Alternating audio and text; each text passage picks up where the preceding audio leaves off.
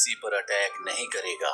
यहाँ पर American soldiers बहुत ज्यादा खुश होते हैं क्योंकि वॉर खत्म होने के बाद सब के सब अपने घर जाएंगे, इसीलिए रात को सभी सोल्जर्स पार्टी करते हैं। वहीं दूसरी तरफ हमें मेजर आर्ची को दिखाया जाता है जो एक रिपोर्टर के साथ इंटीमेट हो रहे होते हैं क्योंकि इस काम के बदले वो उसे न्यूज देते हैं। तभी वहां पर कर्नल एक दूसरी रिपोर्टर के साथ आ जाते हैं जिसका नाम एड्रीना है। एड्रीना कर्नल से कहती है कि आपने मेजर आर्ची को कहा था कि वो मुझे न्यूज दे, पर वो कभी ऐसा नहीं करते। कर्नल सब समझ जाते हैं और मेजर आर्ची से कहते हैं कि तुम्हें ऐसा नहीं करना चाहिए, तुम्हें प्रोफेशनली बिहेव करना चाहिए। अगली सुबह बहुत सारे इराकी सोल्जर्स अमेरिकन सोल्जर्स के सामने सरेंडर कर रहे होते हैं। इन सब को अपने कपड़े उतारने के लिए कहा जाता है। दरअसल अमेरिकन सोल्जर्स ये देखना चाहते हैं कि इन्होंने अपने कपड़ों के पीछे कहीं हथियार तो नहीं छुपाए, पर एक इराकी सोल्जर अपने कपड़े उतारने से मना कर देता है। तभी वहां पर सार्जेंट आता और कहता है कि तुम्हें अपने कपड़े उतारने होंगे, पर वो इराकी सोल्जर अपने कपड़े उतारने से मना कर देता है। जिसके बाद सार्जेंट विक, जो कि एक सोल्जर है, साथ ही उनका दोस्त भी है, उससे कहता है कि इसके कपड़े उतारो। और जबरदस्ती जब उसके कपड़े उतारे जाते हैं तो उन्हें एक पेपर मिलता है जिस पर एक नक्शा होता है। ये समझ जाते हैं कि इस नक्शे में कुछ न कुछ खास है। जिस जगह का ये नक्शा है वहां पर कोई कीमती चीज हो सकती है। रात को ये दोनों के दोनों सोल्जर, साथ ही इनके साथ एक और सार्जेंट होते हैं जिनका नाम एल्गिन है, ये इस नक्शे के बारे में डिस्कस कर रहे होते हैं। तभी वहां पर मेजर आर्ची आ जाते हैं। वो इनसे नक्शा ले लेते हैं और नक्शे को देखने के बाद इन्हें बताते हैं कि ये कुवैत के गोल्ड बंकर का नक्शा है जहां पर बहुत सारा गोल्ड है। मैं 2 महीने में रिटायर होने वाला हूँ, जल्दी तुम सब भी रिटायर हो जाओगे, और अगर तुम चाहते हो कि हम सब रिटायरमेंट के बाद अच्छी जिंदगी जिए तो हमें इस नक्शे और सोने के बारे में बिना किसी को बताए इस सोने को अपने कब्जे में लेना होगा। वैसे भी सीज फायर हो चुकी है, इसीलिए इराक का कोई सोल्जर हमें नहीं रोकेगा। कल दोपहर तक हम सोने को अपने कब्जे में लेकर वापस ले आएंगे, जिसके बाद अमेरिका जाकर हम सब के सब ऐश की जिंदगी जिएंगे। अगली सुबह चारों के चारों अपनी गाड़ी से उस जगह पहुंच जाते हैं जहां पर वो बंकर है। वहां पर इराकी सोल्जर्स होते हैं, वो इन्हें देखकर डर जाते हैं, अपने हथियार नीचे रख देते हैं। पर वहां के जो लोकल लोग होते हैं वो इनके पास आते हैं और कहते हैं कि हमारी मदद करो। दरअसल जंग की वजह से सब के सब भूखे हैं, प्यासे हैं, इनके पास दवाइयां नहीं है और इन सबको लगता है कि अमेरिकन यहाँ पर इनकी मदद करेंगे। लेकिन ये चारों के चारों नीचे बंकर में चले जाते हैं जहाँ पर कुछ इराकी सोल्जर्स होते हैं। ये उन सोल्जर्स को नक्शा दिखाकर पूछते हैं कि ये जगह कहाँ पर है। वहां पर एक आदमी बताता है कि ये जगह यहाँ पर नहीं है, बल्कि यहाँ से कुछ दूर दूसरे गांव में है। इसके बाद ये सब के सब बाहर आ जाते हैं जहां पर वहां के लोग इनसे खाने की गुहार करते हैं। इनके पास गाड़ी में जितना भी खाना और पानी होता है ये वहां के लोगों को देखकर उस जगह से निकल जाते हैं। कुछ दूर जाने के बाद ये रुकते हैं, कुछ समझ नहीं आ रहा होता कि वो बंकर कहां पर है जहां पर गोल्ड है। मेजर आर्ची एक बार फिर से उस नक्शे को देखते हैं और कहते हैं कि मुझे लगता है कि जहां से अभी हम आए हैं वहीं पर वो बंकर है। वहां पर एक कुआं था जिसके चारों तरफ सोल्जर्स थे, हो सकता है कि उस कुएं के अंदर से ही बंकर का रास्ता हो, हमें वापस जाना होगा। और ये सोचकर एक बार फिर से चारों के चारों उसी जगह वापस आ जाते हैं जहां पहुंचकर सबसे पहले कुएं के पास खड़े इराकी सोल्जर्स को सरेंडर करवाते हैं। ये देखते हैं कि कुएं के ऊपर एक दरवाजा है और जब उसे खोलते हैं तो नीचे जाने के लिए सीढ़ियां होती है। इनका जो साथी विग है उसे कुएं के बाहर ही पहरा देने के लिए कहते हैं। बाकी तीनों के तीनों कुएं के अंदर चले जाते हैं जहां ये देखते हैं कि ये पूरा का पूरा एक बंकर है जहां पर बहुत ही कीमती सामान रखा है। ये सारा का सारा सामान इराक ने कुवैत से चुराया है। यहाँ पर सोल्जर्स भी होते हैं और अब मेजर आर्ची एक इराकी सोल्जर के सर पर गन तान कर उससे सोने के बारे में पूछते हैं, पर वो ज्यादा कुछ नहीं बताता। तभी वो देखते हैं कि वहां पर एक दरवाजा है। जब वो उस दरवाजे को खोलते हैं तो वहां पर बहुत सारे लोगों को बंदी बनाकर रखा गया था। इसके बाद इन्हें एक और दरवाजा दिखता है जिस दरवाजे को इराकी सोल्जर से खुलवाते हैं। हालांकि वो इस दरवाजे को नहीं खोलना चाहता था और दरवाजे से होते हुए जब ये एक कमरे में जाते हैं तो वहां पर कुवैत की बहुत सारी कीमती चीजें होती हैं जिसमें महंगी घड़ियां, सोना और चांदी है। ये वही सोना होता है जिसकी तलाश में चारों के चारों यहाँ तक आए हैं। जब इस सोने के बैग को उठाते हैं तो बैग फट जाता है क्योंकि सोना बहुत भारी है। ये समझ जाते हैं कि इन बैग्स के अंदर सोने को यहाँ तक नहीं लाया गया। जिसके बाद इन्हें यहाँ पर कुछ मजबूत बैग्स मिलते हैं जिसके अंदर इस सोने को डाल लेते हैं और कुएं के बाहर ट्रक के अंदर सोने को लोड करना शुरू कर देते हैं। ये देखते हैं कि वहां पर बहुत सारे इराकी सोल्जर्स अपने इराक के लोगों के ऊपर जुल्म कर रहे हैं, क्योंकि यहाँ का जो प्रेसिडेंट है जिसका नाम सद्दाम हुसैन है, इन सब ने अमेरिका के कहने पर उसके खिलाफ विद्रोह कर दिया होता है और अब सद्दाम हुसैन यहाँ के लोकल लोगों को सजा दे रहा है। अब इराक का एक कमांडर मेजर आर्ची के पास आता है। मेजर आर्ची कहते हैं कि तुम्हारे पास जो कुवैत का सोना नीचे रखा हुआ है वो हम यहाँ से ले जाना चाहते हैं ताकि कुवैत को वापस दे दें। वो कहता है कि मैं इसमें तुम्हारी मदद कर सकता हूँ और अब वो अपने सोल्जर से सारे के सारे सोने को इनकी गाड़ी में लोड करवा देता है। अब ये सोना लेकर यहाँ से निकलने वाले होते हैं कि तभी एक इराकी महिला जो कि इराकी सोल्जर्स की बंदी है वो कहती है कि हमें आजाद करवा दो, नहीं तो ये हमें मार देंगे। और तभी इराकी सोल्जर उस लेडी को मार देता है, जो देखकर मेजर आर्ची को बहुत दुख होता है। अब वो इराकी कमांडर के पास जाता है और कहता है कि इन्हें छोड़ दो, पर कमांडर ऐसा करने से मना कर देता है, जिसके बाद इनकी आपस में मुठभेड़ हो जाती है, जिसमें इराकी कमांडर के साथ और भी बहुत सारे इराकी सोल्जर्स को मार देते हैं। बाकी जो इराकी सोल्जर्स होते हैं वो सरेंडर कर देते हैं। मेजर आर्ची अपने साथियों से कहते हैं कि हम इन्हें यहाँ पर नहीं छोड़ सकते, क्योंकि इराकी सोल्जर्स इन्हें मार देंगे। इन्हें हम अपने साथ ले जाएंगे और सुरक्षित जगह पर छोड़ देंगे।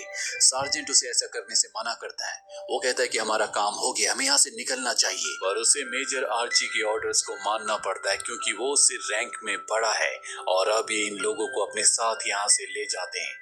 वहीं अब इसी जगह पर जहां पर अमेरिकन ने कमांडर को और दूसरे इराकी सोल्जर्स को मारा है, वहां पर एक दूसरा कमांडर आ जाता है, जिसे एक सोल्जर बताता है कि अमेरिकन ने यहां पर आकर सारा गोल्ड ले लिया और हमारे सोल्जर्स को भी मारा। वो उन विद्रोहियों को भी ले गए जो सद्दाम हुसैन के खिलाफ थे। ये सुनने के बाद कमांडर को बहुत गुस्सा आता है। वो कहते हैं कि अमेरिकन ने सीज फायर का उल्लंघन किया है, हम उन्हें यहाँ से जाने नहीं दे सकते। अगर हमने ऐसा किया तो सद्दाम हुसैन हमें नहीं छोड़ेगा। और अब ये तय करते हैं कि ये उन अमेरिकन का पीछा करेंगे। वहीं दूसरी तरफ हमें मेजर आर्ची को दिखाया जाता है, जो अपनी गाड़ी से लगातार आगे बढ़ रहे होते हैं और उनके पीछे वो दूसरी गाड़ी होती है जिसमें सोना है, जिसे सार्जेंट चला रहे हैं। पर जब ये आगे बढ़ते हैं तो देखते हैं कि सामने कतार से बहुत सारी लैंड माइंस हैं। ये अपनी गाड़ी को अब रोक नहीं सकते, इसीलिए सबके सब गाड़ी से कूद जाते हैं। इनकी गाड़ी जैसे ही लैंड माइन के ऊपर जाती है, वहां पर एक जोरदार धमाका होता है, जिससे बहुत सारा मलबा हवा में उड़ता है और मलबे का एक टुकड़ा पीछे आ रही गाड़ी जो कि सार्जेंट चला रहा होता है उसके फ्रंट ग्लास पर लगता है, जिससे वो गाड़ी पलट जाती है। चारों तरफ अब बहुत सारा धुआं भी होता है। दरअसल ये केमिकल गैसेस हैं जो कि इराकी सोल्जर्स ने इनके ऊपर छोड़ी है। अब यहाँ पर सार्जेंट देखता है कि दो बच्चे लैंड माइन की तरफ भाग रहे हैं। वो उन दोनों को बचा लेता है, पर तभी वहाँ पे इराकी सोल्जर्स आ जाते हैं जो उसे पकड़कर अपने साथ ले जाते हैं। चारों तरफ धुआं होता है, इसीलिए मेजर आर्ची और उसके साथी सार्जेंट की मदद नहीं कर पाते। इन सबको कुछ भी दिख नहीं रहा होता। तभी यहाँ पर जो रेबल यानी कि विद्रोही लोग हैं, इनके साथी आते हैं जिनकी जान मेजर आर्ची ने बचाई है और वो इन सब को अपने साथ नीचे गुफा में ले जाते हैं। वहीं दूसरी तरफ सार्जेंट को इराकी सोल्जर एक कमरे में बंद कर देते हैं, जहां पर बहुत सारे फोन्स होते हैं। वो सभी फोन्स को चेक करता है जो ऑफ होते हैं, लेकिन एक फोन अब भी उसमें ऑन होता है, जिससे वो अपनी यूनिट में कॉल करने की कोशिश करता है, पर उसका कॉल नहीं लगता। जिसके बाद वो अपनी पत्नी को कॉल करता है और कहता है कि मेरी यूनिट को बताए कि मुझे इराकी सोल्जर्स ने पकड़ लिया है। हमें उसकी यूनिट को दिखाया जाता है, जहां पर कर्नल को पता चल जाता है कि मेजर, सार्जेंट और दो और सोल्जर्स यहाँ से गायब हैं। जिसके बाद एक सोल्जर बताता है कि उन्हें एक मैप मिला था, जिससे कर्नल को समझ में आ जाता है कि वो अपने पर्सनल मिशन के लिए यहाँ से निकल चुके हैं। जरूर इसके पीछे कोई ना कोई गड़बड़ है। हमें मेजर आर्ची और उसके दोनों साथियों को दिखाया जाता है जो जमीन के नीचे रिबेलियस ग्रुप के लीडर के साथ होते हैं। इनके पास अब भी वो सारा सोना है। रिबेलियस ग्रुप का जो लीडर होता है वो मेजर आर्ची से कहता है कि हम तुमसे एक डील करना चाहते हैं। हम तुम्हारे साथी सार्जेंट को किसी भी कीमत पर बचाकर छुड़ाकर यहाँ पर ले आएंगे। इसके बदले तुम्हें हमें बॉर्डर पार करवाना होगा और कुवैत के रिफ्यूजी कैंप में छोड़ना होगा। साथ ही जो सोना है इसका आधा हिस्सा भी तुम हमें दोगे। मेजर उसकी बात मान जाता है। जिसके बाद ये सब के सब गुफा से निकलकर एक गांव में पहुंचते हैं, जहां पर पहले से एक ग्रुप होता है। ये भी रिबेलियस ग्रुप है, यानी कि सद्दाम हुसैन के खिलाफ है। यहाँ पर जो रिबेलियस ग्रुप का लीडर होता है, जिसके साथ मेजर ने सौदा किया है, वो इस गांव के ग्रुप के लीडर से कहता है कि हमें गाड़ी और रेडियो चाहिए। वो लीडर इन्हें खुफिया कमरे में ले जाता है, जहाँ पर बहुत सारी इम्पोर्टेड गाड़ियां होती है जो सद्दाम हुसैन ने कुवैत से चुरा कर यहाँ पर रखी थी। पर अब ये सब सद्दाम हुसैन के खिलाफ है। इसीलिए मेजर को सोने के बदले सारी की सारी गाड़ियां बेच देते हैं। इसके बाद मेजर आर्ची अपने दोनों साथियों और रिबेलियस ग्रुप के जितने भी लोग होते हैं उन सब के साथ गाड़ियों से यहाँ से निकल जाते हैं। रिबेलियस ग्रुप का जो लीडर है वो कहता है कि हमें सार्जेंट को आजाद करवाने से पहले सारे के सारे सोने को छुपाना होगा। ये सारा सोना जमीन के अंदर दफना देते हैं। जिसके बाद रिबेलियस ग्रुप का जो लीडर होता है वो मेजर आर्ची से कहता है कि जिस जगह तुम्हारे साथी यानी कि सार्जेंट को बंदी बनाकर रखा गया है वहां पर सद्दाम हुसैन के बहुत सारे सोल्जर्स हैं। उनसे लड़ना नामुमकिन है, लेकिन उन सब की एक कमी है, वो सद्दाम हुसैन से बहुत ज्यादा डरते हैं और हमें उनकी इसी कमजोरी का फायदा उठाना होगा।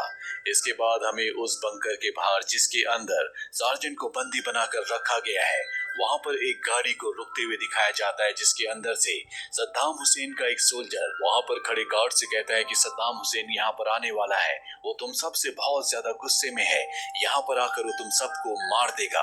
ये कहकर वहां से चला जाता है। तभी गार्ड देखता है कि दूर से कुछ इंपोर्टेड गाड़ियां आ रही है और ये गाड़ियां सद्दाम हुसैन की गाड़ियों की तरह होती है, जिससे उसे उस आदमी की बात पर यकीन आ जाता है। वो नीचे बंकर के अंदर जाता है और सबको कहता है कि यहाँ पर सद्दाम हुसैन आने वाला है, जो हम सबसे बहुत नाराज है, वो यहाँ पर आकर हम सबको मार देगा।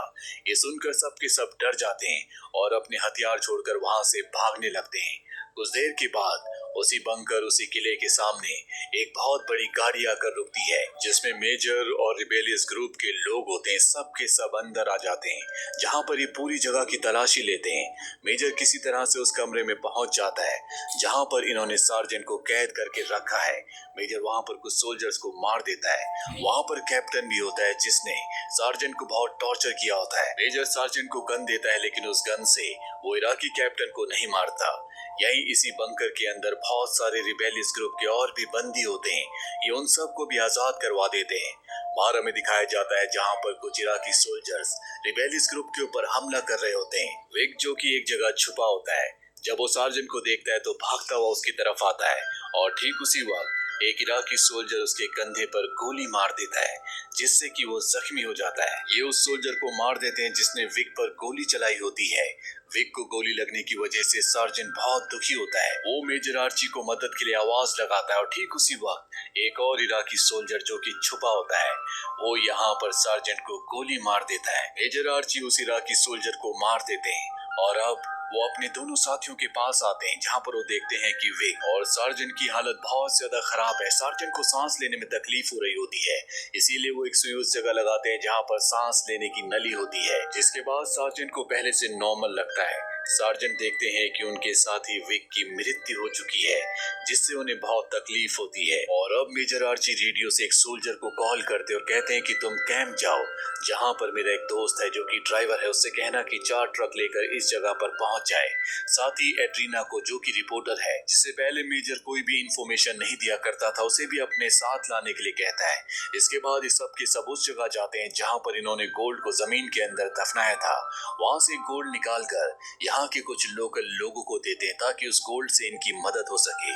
गोल्ड पाकर वहाँ के लोग बहुत खुश हो जाते हैं और अब ये सारे के सारे गोल्ड को एक बार फिर से दफना देते हैं, क्योंकि मेजर सबसे पहले यहाँ के जो रिबेलियस ग्रुप के लोग हैं, जिन्हें इराकी सोल्जर यानी कि सद्दाम हुसैन और उसके लोग मारना चाहते हैं, उन सबको बॉर्डर पार करवाना चाहता है। जल्दी यहाँ पर चारों ट्रक्स आ जाते हैं, जिन ट्रक्स में ये सभी लोगों को ईरान और इराक के बॉर्डर पर ले जाते हैं जहाँ पर सद्दाम हुसैन के सोल्जर्स होते हैं। पर जब वो देखते हैं कि ये अमेरिकन सोल्जर्स है तो किसी भी रिबेलियस ग्रुप के मेंबर को नहीं रोकते, जिसके बाद सब के सब बॉर्डर पार करना शुरू कर देते हैं। यहाँ पर एड्रीना जो कि रिपोर्टर है वो इस पूरी न्यूज को कवर करती है। तभी आसमान में हमें 3 हेलीकॉप्टर्स को दिखाया जाता है, इसमें अमेरिकन कर्नल और सोल्जर्स होते हैं। कर्नल यहाँ पर आकर जितने भी इराकी रिबेलियस होते हैं उन सबको बॉर्डर पार करने से मना कर देते हैं और सभी रिबेलियस लोगों को एक जगह इकट्ठा कर देते हैं। बॉर्डर पार ना करने का मतलब है कि इन सबको सद्दाम हुसैन और उसके सोल्जर्स मार देंगे। ये देखकर रिपोर्टर को बहुत गुस्सा आता है। वो कहती है कि तुम ऐसा क्यों कर रहे हो। मेजर भी ये देखकर हैरान होता है। वो चाहता है कि सभी लोगों की जान बच जाए, इसीलिए वो कर्नल से कहता है कि हमने बहुत सारा गोल्ड बरामद किया है जो कि कुवैत का था, जो कि इराक ने चुराया था, वो हमारे पास है। अगर तुम इन सबको यहाँ से जाने दो तो वो सारा का सारा गोल्ड हम तुम्हें सौंप देंगे। इनके पास एक गोल्ड बार भी होता है जो गोल्ड बार देखकर कर्नल को समझ में आ जाता है कि ये सच कह रहे हैं और अब रिपोर्टर को भी उसकी स्टोरी मिल चुकी है, जिसके बाद कर्नल सबको बॉर्डर पार करने देता है। बॉर्डर पार करने के बाद रिबेलियस ग्रुप का लीडर और जितने भी रिबेलियस लोग होते हैं वो सब के सब मेजर को और उसके साथी को बाय करते हैं और बॉर्डर पार करके एक नई जिंदगी की शुरुआत के लिए निकल जाते हैं। कर्नल मेजर सार्जेंट को और इनके तीसरे साथी को कहता है कि मैं तुम सबका कोर्ट मार्शल करवाऊंगा, लेकिन असल जिंदगी में इन तीनों का